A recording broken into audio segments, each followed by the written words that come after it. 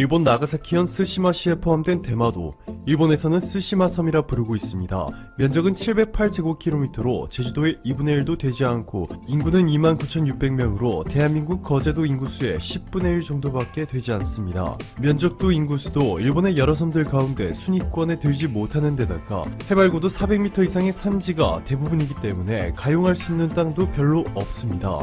인구가 워낙에 적다 보니 지역적 특색도 없고 사면이 바다로 둘러싸여 있음에도 석유나 천연가스와 같은 자원이 주변에서 나오지도 않고 있습니다.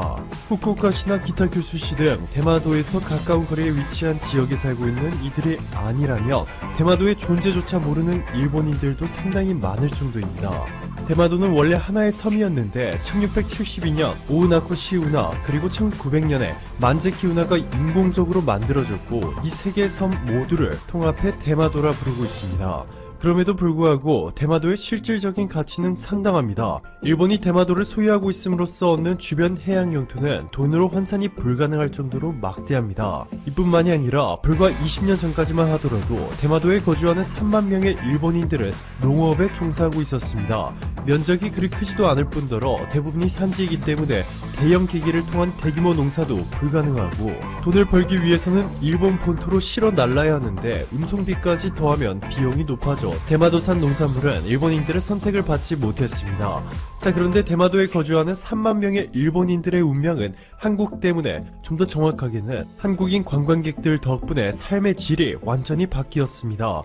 부산에서 불과 50km 거리이기 때문에 크루즈 관광 명소로 자리 잡았고 엔화의 가치가 하락하면서 한국인 관광객이 급증했습니다. 인구 3만 명의 섬 대마도에는 1년에 53만 명의 외국인 관광객이 찾고 있는데 이 중에서 무려 80%에 달하는 41만 명이 한국인이었습니다. 서민구의 14배에 육박하는 관광객이 찾아주면서 농업에만 의존하던 대마도에는 렌터카 회사, 호텔, 레스토랑, 여행사, 택시 등이 폭발적으로 늘어났고 일본 정부도 막대한 자금을 인프라 구축에 투자하며 짭짤한 수입을 올릴 수 있었습니다. 한국인 관광객들이 이 작은 섬에서 매년 쓰는 돈만 880억 원에 달했죠. 그런데 일본의 대한국 수출 규제가 시작되면서 한국인 관광객의 발길이 뚝 끊겼고 대부분의 대마도 일본 회사들은 파산 위기를 맞이했습니다. 우지하라 지역의 호텔 대표인 오타 켄조 씨는 마을 전체가 썰렁해졌어요. 거리에는 사람이 지나다니지도 않고 이 정도 피해는 일본 동북 대지진과 쓰나미 이후 처음 있는 일이에요. 하소연했고 대마도청 관계자인 니모미야 테루유키 씨는 저희는 한국에 가서 한국 관광객 유치 캠페인이라도 하고 싶어요. 제발 좀 대마도에 와달라고요 라고 전했습니다. 자, 그런데 대마도의 몰락은 그저 시작에 불과했습니다. 일본이 뒷목을 잡을 만한 소식, 바로 대마도가 한국에 반환되어야 한다는 공식 문서들이 발견되며 이슈로 부각되고 있기 때문인데요. 더 중요한 점은 이 논란은 단순히 한국에서가 아닌 미국과 심지어 일본에서조차 무서운 속도로 확산하고 있다는 것입니다. 1949년 이승만 전 대통령은 연두 기자회견장에서 일본의 배상 문제를 거론하며 이렇게 말했습니다. 대마도가 한국 섬이라는 것은 더 말할 것도 없다. 350년 전 일본인들이 대마도를 침입해 도민들이 민병을 일으켜 일본군과 싸웠다. 그 역사적 증거는 이를 기념하기 위해 대마도 곳곳에 건립한 비석들을 일본군이 모조리 뽑아 동경박물관에 갖다 둔 것만 봐도 알 수 있다. 1870년대에 대마도를 불법 점거한 일본은 포츠담 선언에서 불법적으로 소유한 영토를 반환하겠다고 약속한 만큼 대마도를 한국에 돌려줘야 한다. 게다가 최근 전 세계적으로 재조명받고 있는 지도 한 장이 공개돼 화제가 되고 있는데요. 바로 삼국 접양 지도입니다. 다른 나라도 아닌 바로 일본의 하야시 시에이가 1785년 편찬한 삼국 통남 도설에 수록된 지도로 보시면 울릉도와 독도뿐만 아니라 대마도 역시 명백한 한국 땅이라고 표기했습니다. 1862년 일본은 미국의 헤리드 대사와 영국의 알코스 대사 등 당시 열강 대사들에게 삼국 접양 지도를 공식 인증받았고 이로써 사실상 대마도 한국의 영토임이 국제적으로 공인받은 셈입니다. 그런데도 대마도를 불법 점거한 일본은 삼국 접양지도 위조본을 만들어 이렇게 일본 영토로 색을 바꿔버렸습니다. 일본에게 더 충격적인 것은 이렇게 국제 공인 문서가 최근 재부각되면서 심지어 대마도가 한국 땅이라고 말하고 있는 일본의 극비 문서들까지 함께 공개되고 있기 때문입니다. 영국에서 제작된 이 지도는 일본의 각 지방을 구역별로 번호를 매겨 놓았는데 그 지도에는 대마도가 포함되지 않았고 1945년 국내에서 발행된 조선해방기념판 최신 조선전도에서도 대마도는 한국 땅이라고 명백하게 표기해 놓았습니다. 무엇보다 대마도가 한국 땅이라고 말하고 있는 이 지도는 1806년 한 네덜란드인이 원본 지도 한 부를 유럽으로 들고 갔고 이를 동양학자 클라프로토가 현지 정찰을 마친 끝에 1832년 프랑스어판으로 찍어낸 것이기 때문에 2중, 3중으로 검증을 마친 것입니다. 대한민국 창원시는 조선 초기에 이종무 장군이 군함 227척을 거느리고 대마도 정벌을 위해 출정한 날인 6월 19일을 대마도의 날로 지정하고 16년째 매년 기념식을 개최했습니다. 일본의 엄청난 반발에도 불구하고 말이죠. 조영진 제1부사장은 아직도 대마도가 한국 영토라는 사실을 모르는 분들이 많다. 대마도에 대한 올바른 역사 이해와 인식이 확산되기를 바란다. 전했습니다. 오늘도 감사합니다. 최고로 멋진 하루 보내시길 바랄게요. 안녕하세요. 즐거운 라디오입니다. 자, 오늘의 주제 미국, 중국, 화웨이, SMIC 제재 공식 화해, 일본 반도체 박살난다. 그리고 두 번째 주제 삼성전자, TSMC 아주 빠르게 추격이라는 주제로 여러분들과 이야기를 나누어 보려고 합니다. 우선 미국과 중국 간 고래 싸움에서 새우등 터질 신세가 된 일본 반도체 기업들이 결국 미국 상무부에 SOS를 보냈습니다.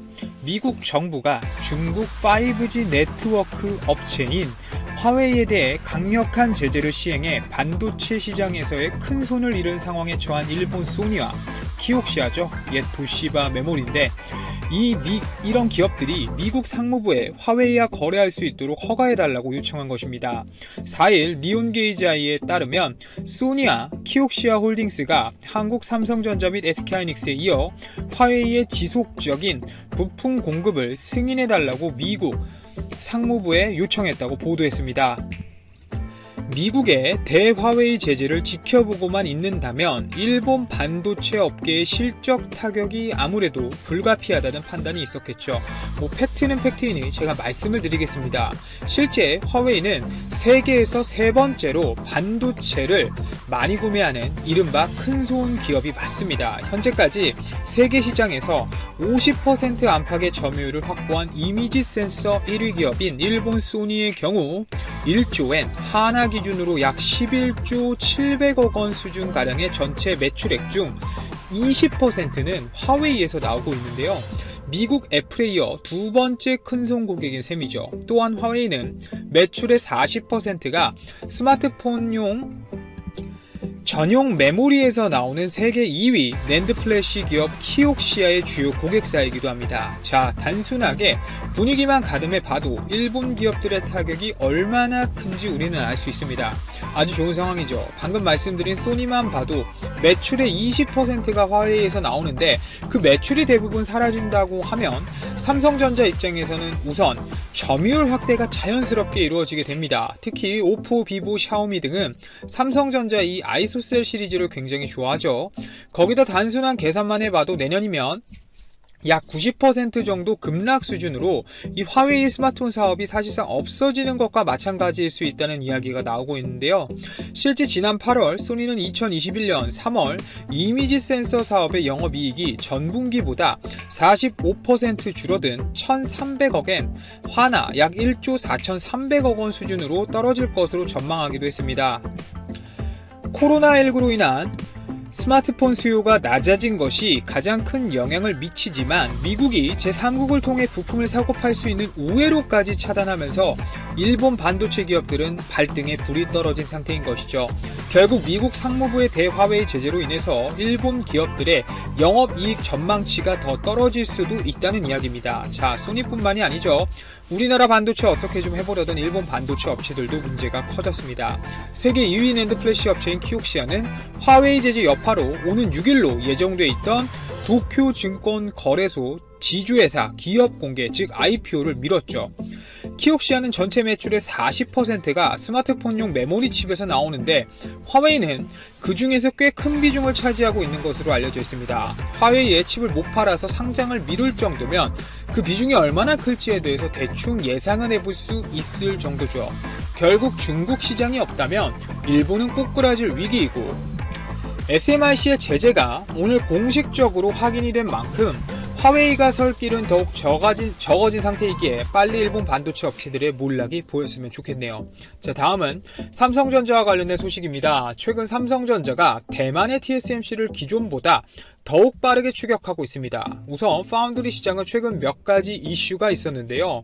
우선 첫 번째로 비인텔 진영의 급성장, 그리고 두 번째로 엔비디아의 ARM 인수, 그리고 세 번째는 미국의 SMIC 제재 등을 재료로 크게 팽창해 오는 2024년 944억 100만 달러까지 성장할 전망인데요. 우선 첫 번째로 이 비인텔 진영의 성장에 대해서 이야기해 드리고자 합니다. 자, 인텔의 7나노 공정 개발 지원은 비인텔 진영의 팹리스와 파운드리 진영의 성장으로 자연스럽게 연결되었습니다. 특히 파운드리 절대 강자인 이 TSMC는 인텔, AMD, 애플 등 고가 수주에 집중할 것으로 보이는데요. 당연히 시장이 커지는 만큼 업체 이외의 빠른 추격자 삼성도 낙수 효과가 예상될 수밖에 없겠죠. 미국이 글로벌 5위 업체인 중국의 SMIC를 제재하면 나머지 업체들은 반사이익을 자연스럽게 얻게 됩니다.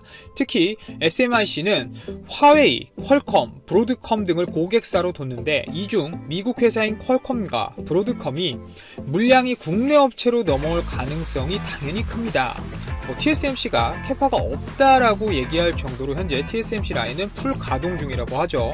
그리고 또 최근 엔비디아는 이 ARM을 400억 달러에 인수키로 했고, 이 역시 인수가 차질 없이 완료된다면, 물론 그런 확률은 조금 적겠지만 말이죠, 인공지능과 저전력 모바일 설계가 시너지를 내면서 비인텔 진영이 확장되면서 당연히 팹리스 업체들의 판이 커지고 자연스럽게 파운드리 시장도 늘어나게 돼 있습니다.